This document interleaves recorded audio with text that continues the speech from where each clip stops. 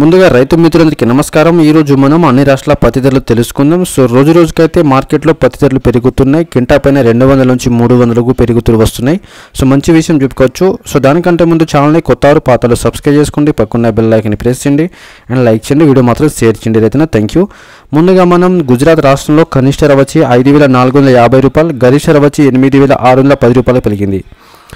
హర్యానా రాష్ట్రంలో కనిష్ట ధర వచ్చి 6000గా ఉండగా గరిష్ట ధర వచ్చి 7100గా ఉన్నది। కర్ణాటక రాష్ట్రంలో కనిష్ట ధర వచ్చి 7100గా ఉండగా గరిష్ట ధర వచ్చి 8000గా పెరిగింది।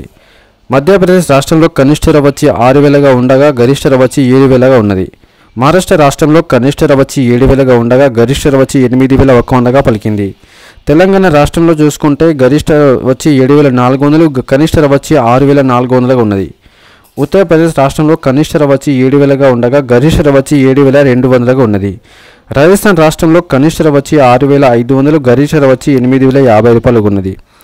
సో రోజుకైతే అంతర్జాతీయ మార్కెట్లో అయితే పత్తి ధరలు పెరుగుతున్నాయి, రైతులను గమనించుకోవాలి। సో పత్తి ఉన్న వాళ్ళు అయితే లక్ ఛాన్స్ అనుకోవచ్చు, ఎందుకంటే చాలామంది పత్తి రైతులు ముందే అమ్మేశారు। ఒక 60% పత్తి అయితే, ఇంకో మిగిలిన 40% పత్తి అయితే పత్తి రైతుల దగ్గర ఉన్నది। సో ఉంటే మంచిదే, రానున్న రోజులు ధరలు పెరిగే అవకాశం ఉన్నది।